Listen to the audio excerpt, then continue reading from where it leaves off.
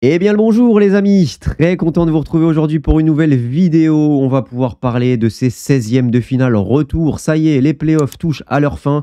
On va savoir demain et mercredi qui sera qualifié donc pour les 8e de finale de la Ligue des Champions, qui sortira parmi le Real Madrid ou Manchester City, qui sera éliminé dès les 16e de finale. Est-ce que le Paris Saint-Germain va assurer sa qualification? Spoiler, normalement, oui. On va parler de toutes ces rencontres. Est-ce que Monaco peut faire l'exploit à Benfica? Je vais parler de toutes ces rencontres-là. Je vais vous donner mon analyse à chaque fois sur chaque match, tranquillement, en détente. Et puis tout le long, comme d'habitude, avec mon partenaire Unibet, je vous présenterai un petit combiné, mon petit prono sur chaque rencontre qui pourrait accompagner cette soirée de Ligue des Champions. N'hésite pas à liker, à t'abonner et on est parti. Let's go!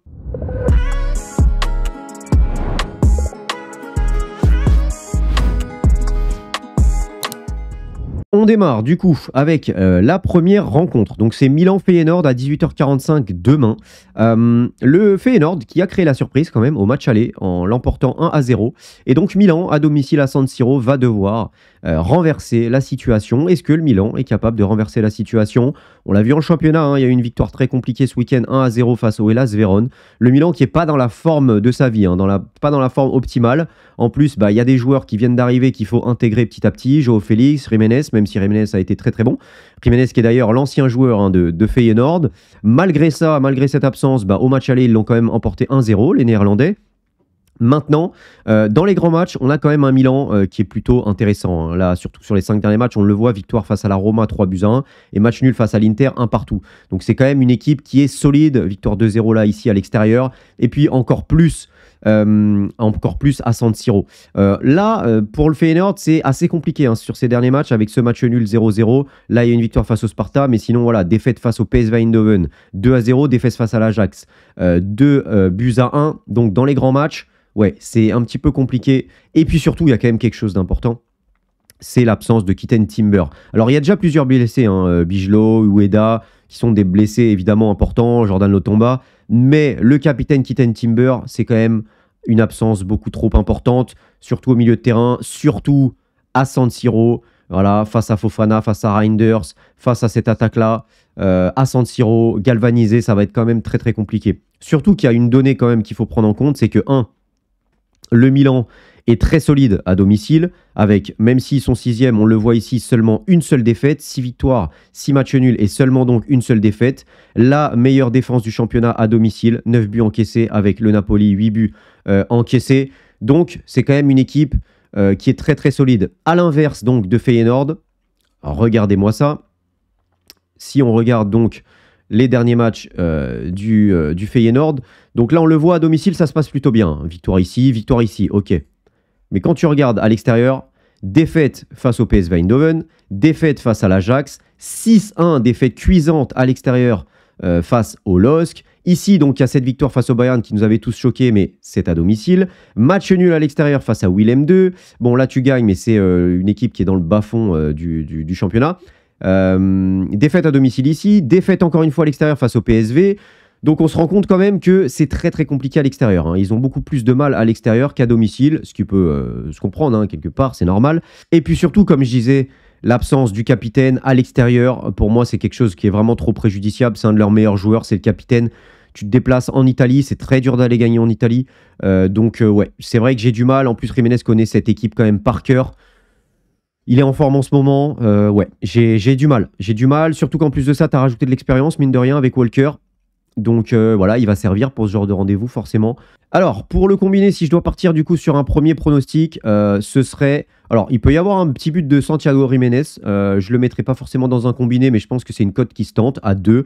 Voilà, contre son ancienne équipe, dans son stade, dans son nouveau stade. Je pense que ça peut être une cote intéressante. Mais personnellement, je partirais sur la qualif du Milan AC à 1,49 pour commencer ce petit combiné. Voilà. Ensuite, on enchaîne avec Atalanta Bruges. Bruges qui a réalisé les demi-exploits, voilà, de l'emporter 2-1 dans les dernières minutes.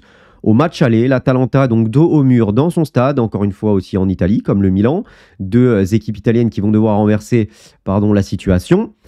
Ils vont pouvoir compter sur le retour, c'est à prendre en compte, d'Ademola Lookman, qui est enfin de retour et qui a manqué forcément à cette équipe-là. Hein, on peut le voir avec des résultats récents difficiles. Match nul à domicile face au Torino, défaite face à Bologne à domicile, victoire là 5-0 face au Hellas avec je crois un quadruplé de Retegui sur ce match. Défaite donc ici et match nul encore une fois face à Cagliari à domicile. Donc on peut voir que les 3 derniers résultats à domicile en championnat, c'est le Torino, c'est Bologne et c'est Cagliari et il n'y a pas une seule victoire. Donc forcément qu'on se dit que oui, Bruges peut y croire. Bruges peut y croire. Le problème et pas des moindres, c'est que déjà Bruges défensivement, on va le voir, mais c'est clairement compliqué. Et donc forcément, face à cette attaque de feu avec Lookman de retour, ça peut faire mal. Il y a quand même une équipe qui s'est reposée sur le dernier match. Ederson, De Roon n'ont pas joué et sont rentrés en deuxième mi-temps, 20 minutes, une demi-heure. Pareil pour De Ketelaere. Et puis surtout, il y a le retour de Lookman. Et comme je le disais, regardez un petit peu Bruges qui sur les derniers matchs a perdu le titre. Avec ce match nul ici, cette défaite ici et ce match nul ici. Plus en course pour le titre, 8 points de retard, ça s'est joué là. Et une défense très très perméable. Pour un deuxième du championnat, même si Genk aussi, bon, on peut voir qu'ils se reposent quand même beaucoup sur leur attaque. C'est la meilleure attaque du championnat. 30 buts encaissés en championnat. On peut voir que le 9e, il a une meilleure défense. Le 8e a une meilleure défense. Le 7e a une meilleure défense. Donc pour moi, en te déplaçant à l'Atalanta, en Italie, une équipe qui a gagné la Ligue Europa et qui a forgé son succès sur des gros matchs à domicile dans une énorme ambiance, si t'es pas solide, ça risque quand même d'être compliqué de garder cet avantage. Et en plus de ça, avec le retour de Lookman, je vois quand même cet Atalanta faire la différence et l'emporter. Et puis même si on prend historiquement, un club belge ne s'est pas qualifié dans un tour comme ça à élimination directe, 8e, 16e, quart ou quoi, depuis 80, je crois, pour Anderlecht et depuis les années 70 pour Bruges. Donc ça commence à remonter. Du coup, quel prono on va choisir pour le combiner? Alors là, pour moi, il y a 2 écoles. Soit vous êtes comme moi et vous voyez la qualif ou la victoire de l'Atalanta. Dans ce cas, vous prenez soit le résultat du match, donc victoire de l'Atalanta à 1,47, soit la qualification de l'Atalanta à 1,65. Ou si vous voyez Bruges potentiellement faire quelque chose et donc vous pensez qu'un buteur c'est mieux, à la limite, vous pouvez partir sur le double chance buteur, Lookman ou Retegui buteur à 1,44. Voilà. Personnellement, je pense que je vais partir là-dessus. Voilà, parce que je pense qu'il va y avoir des buts. Et au cas où, voilà, il y a un partout ou un 2-2, c'est peut-être mieux d'assurer avec Lookman ou Retegui buteur. Le salut de l'Atalanta passera de toute manière par De Ketelaere, Lookman ou Retegui. Et donc, je vois bien le petit 1,44. Lookman a l'habitude de briller en Europe. Donc, on va continuer là-dessus. Et donc, je partirai sur le double chance. Voilà. Ensuite, Bayern Celtic, bon ici je pense qu'il n'y a pas de surprise, il y a une victoire à l'extérieur du Bayern, bon ils auraient dû gagner bien plus. Là on est à domicile, il y a la fameuse musique un petit peu clownesque que tu n'as pas envie d'entendre, mais là je pense que bon, il y a un gap encore plus à l'extérieur, beaucoup trop compliqué hein, de soulever cette montagne-là pour le Celtic. Donc on ne va pas épiloguer 107 ans, je vois une victoire du Bayern. Et on est sur du 1,18, peut-être la qualif sera plus élevée, non elle est à 1,01. Bon, peut-être un Harry Kane buteur, quelque chose comme ça. Je pense que le Bayern va se faire plaisir et va soigner ses stats. Harry Kane buteur, je pense que ça peut être sympa. Harry Kane buteur et victoire. Voilà, et son équipe gagne. Ouais, je pense que je partirai là-dessus, ici, sans trop de surprises, les amis. Ensuite, on passe à Benfica-Monaco. Et là, c'est très difficile de voir Monaco faire quelque chose. Surtout qu'il y a des absences de marque. Parce que, alors même si du côté de Benfica, il y a l'absence de Florentino Luis, de Frédéric Orns, qui est très important offensivement et défensivement dans l'équilibre de cette équipe, dans l'abattage au milieu de terrain, et puis aussi André Di Maria, qui était rentré et qui est aussi vite ressorti, blessure, oui, à l'ischio, on le voyait se toucher derrière la cuisse. Malheureusement, en face, du côté de Monaco, il y a l'absence de Vanderson qui est vraiment préjudiciable et surtout au milieu de terrain, Denis Zakaria. On l'a vu cette saison avec Monaco. Il y a un Monaco avec et sans Zakaria qui est le meilleur joueur de Monaco cette saison avec Akliouche. Et puis au milieu de terrain, on l'a vu avec ce rouge ridicule. Al Mousrati sera absent, plus Magassa aussi. Ça fait beaucoup. Voilà, ça fait beaucoup trop pour moi, pour Monaco qui va devoir expérimenter avec Camara ou Minamino, ou bien, parce que même Golovin qui pouvait jouer ici, il est absent et blessé. Donc tu vas devoir composer avec Camara ou Ethan Diop ou Minamino dans ce milieu de terrain, ou bien Akliouche.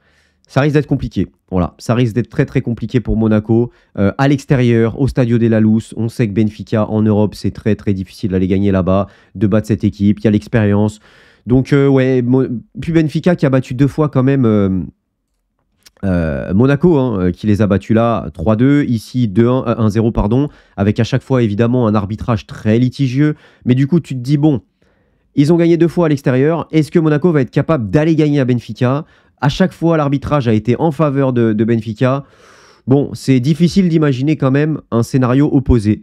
Donc voilà, surtout que Benfica en Ligue des Champions, il y a eu quand même ce 4-0 face à l'Atlético, une défaite 1-0 face au Bayern mais avec les honneurs, pareil face à Barcelone, c'est avec les honneurs, victoire 2-0 à Turin. Bon, c'est quand même une équipe solide, le Benfica, on va pas se mentir. Et puis qui va jouer surtout du côté de Monaco? Qui va jouer? Parce que là, avec toutes les absences, honnêtement, ouais, au milieu de terrain, il reste Edan Diop, quoi. Il reste Lamine Camara, 21 ans, titulaire, c'est sûr. Et puis il y a Edan Diop, c'est le seul milieu central disponible, 20 ans. Sinon, tu vas devoir composer avec Minamino ou Akliouche, qui sont des milieux quand même offensifs. Donc ouais, ça semble quand même très très compliqué, on va pas se mentir, pour Monaco.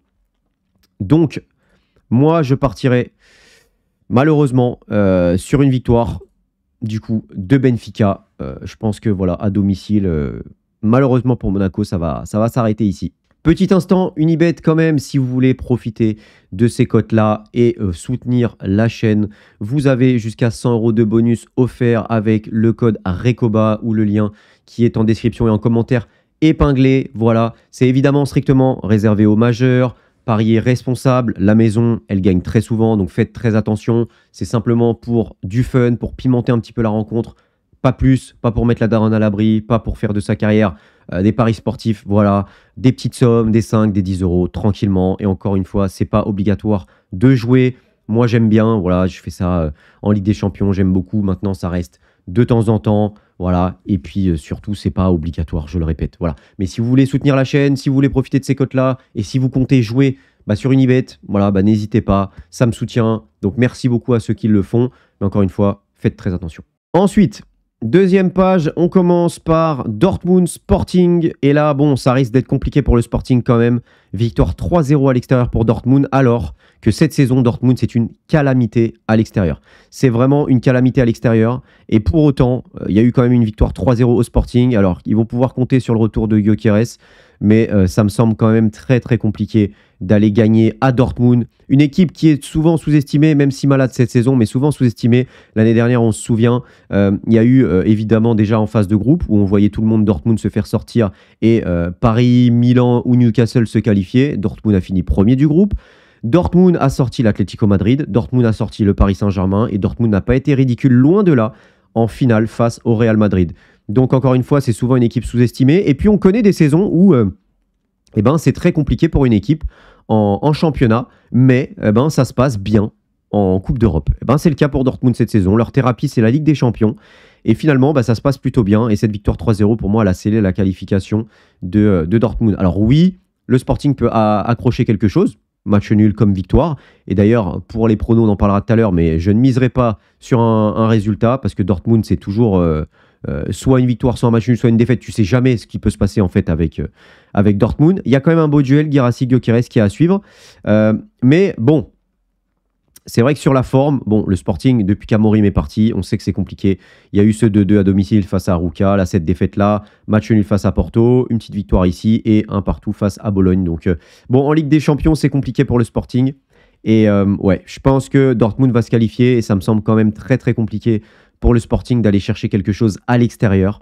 Maintenant, quand même, pour les pronos, je pense que sur ce match, je partirai sur un duel de buteurs parce que le Sporting va jouer son va-tout. Voilà, le Sporting va jouer libéré, va essayer d'aller accrocher quelque chose. Ça va donner un match ouvert avec des buts. Donc, soit dans votre combiné, vous pouvez partir sur ici. Alors, Dortmund, moi j'aurais mis Dortmund ou nul et plus d'1,5 but dans ce match. Donc, ça donne sûrement une cote d'1,60, 1,70. Sinon, moi je vais partir sur le duo de buteur. Il y a un truc intéressant aussi, buteur ou passeur, Guirassy. Ou alors buteur ou passeur, Kenda. Je pense que ça peut être intéressant à 3,30. Buteur ou passeur. Mais ça, c'est plus pour jouer en simple. Sinon, le chance double, honnêtement, buteur chance double, Guirassy ou Gyökeres. Voilà, pour moi, celui-là, il va passer. Donc, je le mettrai dans mon combiné. Ensuite, PSG-Brest, on est sur la même chose. 3-0 au match aller. Retour au Parc des Princes pour le Paris Saint-Germain. Je ne vois absolument pas Brest faire quelque chose. Ils n'ont pas battu le PSG depuis 40 ans. On l'a déjà évoqué. On avait fait un avant-match, on l'a vu en championnat aussi en Ligue 1. On avait fait un avant-match très long sur cette équipe de Brest. D'ailleurs, certains m'ont reproché de faire un avant-match alors que on connaît par cœur cette équipe. Oui, mais bon, on leur doit le respect. Hein, c'est normal de faire un avant-match quand même. On leur doit le respect. D'ailleurs, on les a respectés puisqu'on a gagné 3-0 au match aller et on a du coup un peu clôturé quelque part cette confrontation. Ça n'est jamais arrivé dans l'histoire. Alors oui, le PSG s'est pris déjà une remontada, etc. On le sait. Maintenant, c'était à l'extérieur, au Camp Nou, dans un contexte arbitral. Voilà. Et puis surtout, c'est jamais arrivé qu'une équipe se fasse remonter autant à domicile chez elle. Donc voilà. Et surtout, on sait que cette équipe de Brest, on la connaît par cœur. Et si elle veut se livrer pour aller chercher quelque chose, elle va forcément se faire ouvrir par les offensives du PSG. Donc malheureusement, Brest est un petit peu dans l'impasse, dans la panade, parce qu'elle va devoir aller chercher quand même un résultat et jouer son va-tout. Surtout dans cette première mi-temps qui, je pense, va être décisive, puisque Brest va jouer pour venir marquer, pour venir mettre un petit doute. Et tu sais que si tu t'ouvres face à Dembélé, face à Barcola, face à Kvara, à Neves, à Doué, ça peut être très très compliqué. Donc ils sont un petit peu dans l'impasse, sans forcément de solution. En plus, les Parisiens arrivent en super forme à domicile. On sait que face à Toulouse, le PSG a fait tourner. Globalement, le turnover de Luis Enrique porte ses fruits. Les joueurs sont à 100% physiquement. Il y a très peu de blessés, à part Ibrahim Mbaye et Warren Zaïre-Emery. Sinon, le PSG tourne à plein régime, pleine puissance. Face à Toulouse, il y a eu quand même des joueurs qui se sont reposés. Dembélé a joué 20-30 minutes max. Vitinha aussi. Pacho est sorti à la 60e. Marquinhos a joué un tout petit peu. Donnarumma a été reposé. Nuno Mendes était reposé. Donc, le Paris Saint-Germain arrive en pleine forme. Quel 11 du coup face à Brest. Honnêtement, moi, je pense que je ferai démarrer Kvara. Voilà, on est à domicile. Il n'y a pas forcément d'enjeu entre grosses guillemets parce qu'évidemment, il faut faire le job et ce serait bien de gagner aussi. En tout cas, ne pas perdre surtout. Donc, je ferai démarrer Kvara et je pense que personnellement, en fait, je vois une équipe de Brest qui va tout donner en fait sur cette première mi-temps parce que si tu veux semer le doute entre guillemets dans la tête des Parisiens, tu es obligé de tout donner sur cette première mi-temps. Donc, ils vont se découvrir. Ils vont pas être dans le contrôle. Ils vont se découvrir. Et je pense que le Paris Saint-Germain a tout intérêt du coup à répondre à ça avec 4 offensifs pour justement marquer directement et clore le match, entre guillemets, dès la première mi-temps. Et profiter, du coup, que Brest aille vers l'avant et prenne des risques pour clôturer, entre guillemets, le match dès la première mi-temps et être beaucoup plus dans le contrôle sur la deuxième mi-temps. Donc, ce que je ferais, c'est que je démarrerais, en fait, quelque part avec le 11 quasi type, Donnarumma, Nuno Mendes, Pacho, Marquinhos et Hakimi, avec le milieu de terrain Vitinha, João Neves, ici, et Désiré Doué ici. Et je ferai... Oh, la souris qui bug. Punaise. Reste calme. Kvara, du coup, devant, avec... Non, je vais péter un câble, les gars. Je vais péter un câble. Bon, likez cette vidéo, hein, s'il vous plaît. Mettez le code Recoba sur Unibet, parce que j'ai besoin d'acheter une souris. Ouf, on va rester calme, on va réussir à aller jusqu'au bout, je l'espère. Dembélé faux neuf, hop, si je peux aller chercher, voilà, quand elle veut. Voilà, quand elle veut, on peut aller chercher du coup Barcola du coup à droite. Et voilà, moi ce que je ferais, c'est que je partirais comme ça, avec Doué au milieu de terrain. Et ce milieu-là, pour clôturer la rencontre en fait dès la première mi-temps et profiter de la verticalité de Doué, de Barcola, de Dembélé et de Kvara pour faire mal à cette équipe. On le sait sur les côtés, dans les espaces, en profondeur, avec les passes de Vitinha, João Neves, les percussions, les courses de Désiré Doué. Et être beaucoup plus dans le contrôle en deuxième mi-temps, en sortant des joueurs qui ont peut-être besoin de souffler, entre guillemets. Voilà, Barcola, Dembélé, etc. Avec du coup Fabien Ruiz qui rentrerait au milieu de terrain et même Kanguinli qui rentrerait devant pour avoir beaucoup plus de contrôle. Voilà, et pourquoi pas aussi sortir un latéral ou un défenseur central pour faire rentrer Lucas Hernandez. Une possibilité aussi, c'est de voir Pacho sur le banc avec Lucas Hernandez titulaire dans cette défense centrale. Voilà, pour justement faire souffler un peu Pacho. Hernandez peut faire ce match. Il a l'expérience de la Ligue des Champions. Donc, pourquoi pas aussi en profiter pour faire tourner un petit peu Pacho. Ce serait en tout cas mon 11 et comment je verrai un petit peu cette rencontre. Du coup, au niveau de mes pronos, ce que je vois, la souris a l'air d'aller mieux. Ce que je vois, non, j'ai peut-être parlé trop vite. Ce que je vois sur ce match, hop, ce serait le double chance Barcola, Dembélé buteur que j'aime beaucoup. Je ne mettrai pas, voilà, on voit la qualif de Brest qui est à 100, j'ai rarement vu ça. Le résultat du match, victoire, pour moi, c'est pas assez élevé pour mettre quelque chose comme ça dans le combiné. ça sert un petit peu à rien. Et puis on sait jamais, en fait, on sait jamais, il peut y avoir un nul ou quoi que ce soit, sachant que le PSG est largement qualifié. Voilà, donc je partirai plus sur des buts parce que je pense qu'il peut y avoir beaucoup de buts dans ce match. Et donc, je pense que nos Parisiens peuvent se régaler. Je partirai du coup soit sur Dembélé ou Barcola, un peu le cheat code ces derniers temps. Mais on a vu que Barcola avait du mal dans la finition ces derniers matchs. Ou pourquoi pas Dembélé ou Kvara. Parce que je pense que Kvara va jouer sûrement 90 minutes dans cette rencontre. Donc le petit Dembélé ou Kvara à 1,34, il peut être vraiment intéressant pour le rajouter dans le combiné. Ou alors Dembélé en solo, Dembélé son équipe gagne à 1,94. Mais bon, je vous avoue que ça me fait un petit peu flipper. On ne sait jamais avec Dembélé et puis il enchaîne les buts. Donc il y a peut-être un moment aussi où ça va s'arrêter. Donc j'aime bien moi ce double chance là. Voilà, Dembélé ou Kvara à 1,34. J'aime beaucoup.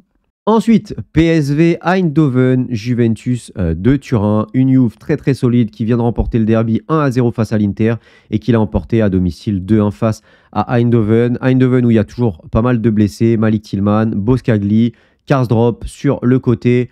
Bon, il y a toujours une équipe évidemment intéressante avec Flamingo, avec Jordi Schouten et Virman, avec Noah Lang et Perisic sur les côtés. Perisic d'ailleurs qui a marqué face à la Juve, l'éternel.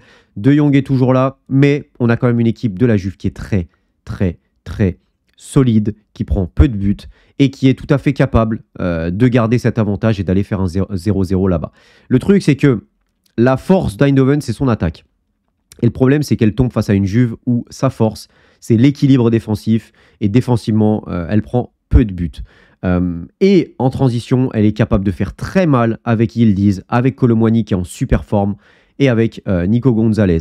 On parlera évidemment aussi des remplaçants, hein, Vlahovic, normalement on a tout le monde, ouais. Vlahovic qui peut rentrer, Conceição également, dont on n'a pas parlé. Donc voilà, c'est quand même une Juve qui peut faire très mal. Et défensivement, forcément, l'absence de Boskagli va faire mal. On sait que sur les côtés, Junior et Ledesma sont vraiment friables. Donc on a Yildiz qui peut faire beaucoup de mal. Conceição aussi, Nico Gonzalez aussi, qu'on a vu prendre l'ascendant sur plusieurs matchs de Ligue des Champions en 1 contre 1 et dans la profondeur. Donc personnellement, je vois cette Juve quand même trop solide et avec trop de qualité offensivement pour chuter face au PSV Eindhoven et ne pas se qualifier. Je pense que face à d'autres grosses équipes, ça peut être peut-être un plafond trop haut pour cette Juve, mais ils ont montré face à l'Inter déjà qu'ils étaient capables. Et je pense que le PSV Eindhoven n'a pas encore cette qualité-là et est une équipe très très jeune pour faire la différence. Voilà, donc je partirai plus sur la Juve. D'ailleurs, je partirai sur le double buteur Kolo Muani ou Yildiz, ou alors la qualif. Ici, la qualif de la Juve, elle est à... Tac, tac, tac. Qualif de la Juve à 1,34. Ou alors le double buteur Kolo Muani ou Yildiz. Mais bon, on ne sait jamais. Il y a Vlahovic qui peut le remplacer ou quoi que ce soit. Donc personnellement, je partirai sur la qualif de la Juve à 1,34. Voilà. Ensuite, le gros match, forcément, le gros duel. Qui va chuter? Quel titan d'Europe va chuter? Est-ce que ce sera le Real à domicile au Bernabeu ou est-ce que ce sera Manchester City? Un Manchester City qui revient bien, parce que ce 4-0, il est quand même significatif. Pourquoi? Alors, bon, le Real toujours un peu en dents de scie, on le voit. Un match nul en Liga face à l'Atlético, un partout. Un match nul sur le dernier match face à Osasuna, un partout. Une défaite face à l'Espagnol ici. Une courte victoire ici face à Leganés. Et une courte victoire ici face à City. Il y a quand même très très peu de défaites évidemment cette saison pour le Real. Mais c'est un Real quand même qui a peu de garanties. Vous allez me dire City aussi, oui. Mais il y a quand même ce 4-0 là qui est salvateur. Pourquoi? Parce que déjà, il montre qu'il va falloir incorporer Marmoush, Kusanov et Nico Gonzalez si tu veux avoir des résultats différents. Comme on dit, si tu veux avoir des résultats différents, il faut faire des choses différentes. Sur le dernier match, on a pu voir Marmoush, on a pu voir Nico Gonzalez au milieu de terrain qui a fait beaucoup de bien dans les transitions défensives, le gros point faible de Manchester City cette saison, et Kusanov aussi défensivement, le gros point faible de cette saison de City, qui a apporté beaucoup dans les duels et aussi sa vitesse qui permet de faire du bien à cette équipe de City quand elle se découvre. Donc, ces trois-là, mine de rien, ils ont quand même apporté quelque chose de différent, tant défensivement que offensivement. Et je pense que pour Guardiola, il va falloir les incorporer, au moins 2 de ces gars-là, 2 des 3. Parce que sur ce match, mine de rien, tu as la force offensive, mais la force défensive. 4-0 face à Newcastle, c'est fort. Newcastle qui était quand même sur une grosse série, qui était en feu en championnat, avec Isaac, qui est un des meilleurs buteurs de PL. Gordon, on sait, toujours fort offensivement. Des gars comme Guimarães, comme Callum Wilson qui est rentré, qui sont capables de marquer des buts. Et pour autant, ok, il y a ce 4-0, enfin il y a ce 4 buts, pardon, mais il y a surtout ce 0. 0 but encaissé. C'est rare pour Manchester City cette saison d'être solide. Donc, bien sûr que ces gars-là, que ce soit Roussanov, que ce soit Gonzalez ou que ce soit Marmouche, ont eu leur part de responsabilité dans cette rencontre et dans ce 4-0 score final. Que ce soit cette puissance offensive ou défensive, c'est eux aussi qui l'ont apporté. Donc je pense que face au Real d'ailleurs, il va falloir aussi faire des choix forts. Et peut-être que sortir Foden pour un Bernardo Silva ou un Kovacic au milieu pour avoir un peu plus de contrôle et de solidité défensive, ce sera peut-être... Parce que bon, là, tu vas faire face quand même à Mbappé, à Vinicius, à Bellingham, à Valverde aussi au milieu de terrain. On ne sait pas trop s'il sera au milieu ou à droite. Mais il y a des gars aussi comme Kamavinga. Va falloir faire attention quand même au milieu de terrain. Il y a un peu plus de qualité peut-être que cette équipe de Newcastle. Et surtout en Ligue des Champions et surtout au Bernabeu. On sait que c'est le pire scénario d'avoir un match retour à jouer au Bernabeu. Voilà, in fine, comme on dit, c'est toujours le Real qui gagne. Donc je pense qu'il va falloir peut-être incorporer à la place d'un Foden qui, franchement, n'est pas vraiment en forme en ce moment, un Bernardo Silva ou un Kovacic au milieu de terrain. Mais pour moi, il faut laisser Marmouche. Il y a Haaland qui est sorti sur blessure, mais il a été rassurant. Guardiola et Haaland ont donné des nouvelles. Normalement, il sera là et il sera titulaire sur ce match-là. Je vois mal de toute manière Haaland ne pas jouer ce match retour face au Real, surtout que c'est le serial buteur aussi. En ce moment, que ça aille ou pas, Haaland marque toujours. Voilà, donc, côté Real, il y a toujours évidemment pas mal d'absents. Mais Raúl Asensio est en forme, Tchouaméni est plutôt bon derrière. Il y a Ceballos, il y a Kamavinga au milieu, il y a Bellingham, il y a Valverde. Bon, voilà, et puis il y a surtout ce trio, ce quatuor aussi avec Rodrigo. Donc, ouais, je pense que il va falloir à un moment donné faire confiance à la jeunesse et aux recrues si tu veux, pour moi, avoir des résultats différents. Maintenant, le problème pour City, c'est que la force offensive du Real, elle est beaucoup trop puissante. Surtout, en fait, défensivement, face à Gvardiol et Rico Lewis. Bon, Vinicius face à Rico Lewis, Rodrigo face à Gvardiol. Bon, voilà quoi. Et la vitesse de Mbappé qui peut faire très très mal aussi, surtout si Roussanov n'est pas titulaire. Ouais, ça peut faire très très mal. Alors ici, même si tu mets Matheus Nunes, pour moi ça change rien. Vinicius va prendre le dessus. Donc, ouais, ça risque d'être quand même compliqué pour Manchester City, encore plus comme je disais au Bernabeu. Donc je vois quand même une qualif du Real. Et est-ce que je vois une victoire du Real? Peut-être plus un match nul, mais en tout cas, ouais, le Real ou le match nul, mais la qualif du Real, c'est sûr. À 1,17, bon, est-ce que ça se joue ou pas? C'est un petit peu faible quand même. Bon. Est-ce qu'on voit d'autres choses? Real ou nul à 1,28? Pourquoi pas? Ouais, le chance double, il est intéressant. Ouais, le Real ou match nul à 1,28. Et puis voilà, j'espère que cette petite preview vous aura plu, les amis. N'hésitez pas à liker, à vous abonner, à partager. On se retrouve très vite pour une nouvelle vidéo. D'ici là, portez-vous bien et surtout, n'oubliez pas d'être heureux.